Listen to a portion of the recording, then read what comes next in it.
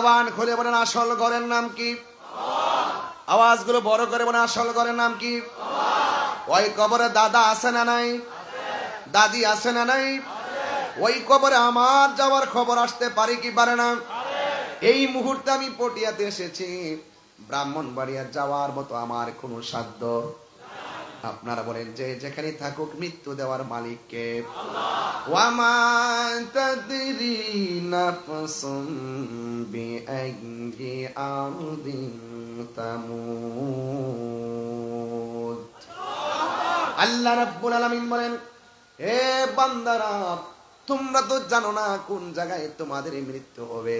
এই জন্য আমার নবী, আপনার নবী রাহমাতুল লিল আলামিন বলেছেন, বান্দারে তোমরা যদি দিনে রাইতে 20 বার যদি মরণের কথা খেয়াল করো, ওই দিন যদি তোমার মরণ হয়ে যায়, আমার আল্লাহ রাব্বুল আলামিন তোমার মরণটাকে শহীদের খাতায় লিখে দিবেন। আমার নবী, আপনার নবী বলেন, এ পৃথিবীর মানুষ, কিয়ামত একদিন হয়ে যাবে, কুল্লু মান আলাইহা ফানি ওয়া ইয়াবকা ওয়াজহু রাব্বিকা যুল জালালি ওয়াল ইকরাম। সব ধ্বংস হবে, কিয়ামত হবে। এটা হলো সমষ্টিগত কিয়ামত। আমার নবী বলে ব্যক্তিগত কিয়ামত আছে। এখন প্রশ্ন হলো, হুজুর ব্যক্তিগত কিয়ামতটা কি? আমার নবী বলেন, উম্মতি, তোমার সামনে যেদিন আজরাইল চলে আসবে, সেদিন বুঝবে কিয়ামত কাকে বলে, কত প্রকার। কিয়ামত কেমন লাগে বাবারে!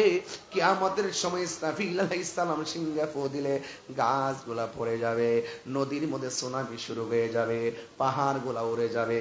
কিন্তু তোমার সামনে যখন আজরাইল চলে আসবে রে বাবা, সমষ্টিত কিয়ামত সবাই দেখবে, আর ব্যক্তিগত কিয়ামত কেউ দেখবে না। যার কিয়ামত শুরু হবে সে ছাড়া কেউ ভাগ নিবে না। কথা বলেন ঠিক কিনা? এটা আবার কি রকম?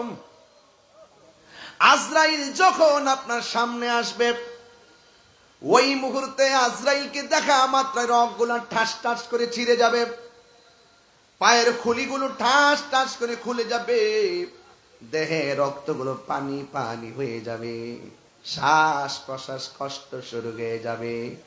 আর আজরাইল যখন আসবে, তার চেহারাটা দেখলে আপনার গলাটা শুকায় যাবে। আমার নবী, আপনার নবী বলেন, 7 সমুদ্র 13 নদীর পানি যদি মুখের মধ্যে ঢেলে দাও, একটু পর্যন্ত তোমার পানি তৃষ্ণা মিটবে না। আপনারা জবান খুলে বলুন, আমরা সেই মুহূর্তে নবীর দিদার চাই কি চাই না? কাহার যদি নসিব এমন হয়, কাহারও যদি ভাগ্য প্রসন্ন হয়, ওই সময় যখন সাকরাতুল মউত শুরু হয়ে যাবে, একদিকে দরজায় আজরাইল, আর একদিকে যখন আমার নবী এসে আপনার পটিয়ার ঘরে দাঁড়ায় যাইব, আপনারা জবান খুলে কোন মরণের যন্ত্রণা কি আর থাকবে? ওই মরণের ঘাটে ছোট্ট সন্তান মায়ের স্তনের দুধ পান কইরা যেমন করে ঘুমায়া যায়, টের পায় না, ঠিক এমন ভাবে আমার নবী যখন ঘরের দরজায় দাঁড়ায় যাবে, আজরাইলে যদিও আপনার রুহু টেনে বের করে নিয়ে যাবে, যারা পরিমাণ কোনো টের পাওয়া যাবে না। এই জন্য নবী নবী কেন করি, তাহিরি কেন নবী নবী বলে? আমার ভাইরে সরল ভাষায় বুঝাইলাম, বাইরে আমার নারে তাকবীর, আল্লাহু আকবার, নারে রিসালাত ইয়া রাসূলুল্লাহ। আল্লাহ মানা নবী মানা নয়, নবী মানলেই আল্লাহ মানা হয়। কেন? হিন্দু আল্লাহ যে একজন জানে, খ্রিস্টান আল্লাহ যে একজন, বৌদ্ধ আল্লাহ যে একজন।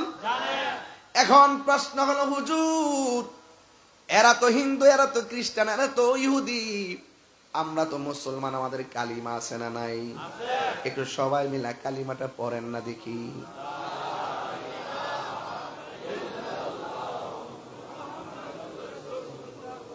সাল্লাল্লাহু আলাইহি ওয়াসাল্লাম। জোরে জোরে কন্না সুবহানাল্লাহ। লা ইলাহা ইল্লাল্লাহ কিয়ামত পর্যন্ত জপলে কি মুমিন হওয়া যাবে? একটা হিন্দু আমার কাছে মুসলমান হতে আসলে এই পর্যন্ত প্রায় 30-35 জনকে মুসলমান বানাইছি। মারহাবা বল। অনেক হিন্দু আইসা মুসলমান হয়েছে, সেই দিন প্রায় এক ফ্যামিলি অনেকগুলা মানুষ। বোয়ালখালীতে আমি হিন্দু থেকে মুসলমান বানাইলাম গতবার। কিন্তু একটা কথা বলে দিয়ে যায়, আমরা কাউকে জোর করে ধর্মান্তরিত করি না। যারা স্ব ইচ্ছায়, আমাদের মাহফিলে অনেক হিন্দু ওয়াজ শুনে, রাস্তা দিয়ে আসতে দিয়ে অনেক হিন্দুরা আমাকে দেখে আইসা ছবিও তুলে। অনেক হিন্দুরা এসে হুজুর আপনার ওয়াজ বড় ভালো লাগে। আমি ভাবলাম এটা তো কোনো ধর্মের টান না, এটা গেল সম্প্রীতির টান। সে একটা ধর্ম পালন করে, আমি একটা ধর্ম পালন করি। যার যার ধর্ম পালন করবে, কেউ কাউকে বাধা দিবে না। কথা বলেন ঠিক কিনা?